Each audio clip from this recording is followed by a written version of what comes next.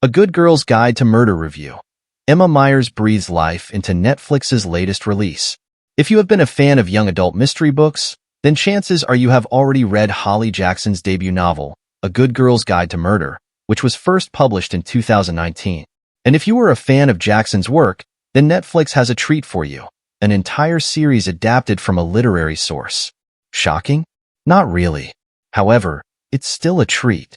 When the streaming platform first announced A Good Girl's Guide to Murder, followed by a captivating trailer, we were hooked and excited for what was to come, and let's just say, we're not disappointed.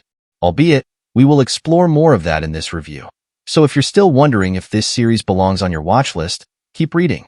Emma Myers delivers a classy and intriguing performance. To begin with, we have to talk about the star of A Good Girl's Guide to Murder, aka Emma Myers, who plays the role of Pip Fitzimobi. Myers isn't new to Netflix. In fact, she has played some big roles in the popular series Wednesday and the 2023 movie Family Switch. However, this time around she was set to take center stage, and it is safe to say that she delivered. We have to admit, the pilot episode of the series was good enough to introduce us to Pip, but it wasn't good enough to have us as hooked as we expected. But we were adamant about not giving up on A Good Girl's Guide to Murder right off the bat, and it's safe to say that sticking around was a good decision. Although this series only has 6 parts to it, it doesn't feel like a breeze very often. So if there's one thing we can recommend, is to keep all your expectations and predictions about the series aside before you start streaming it.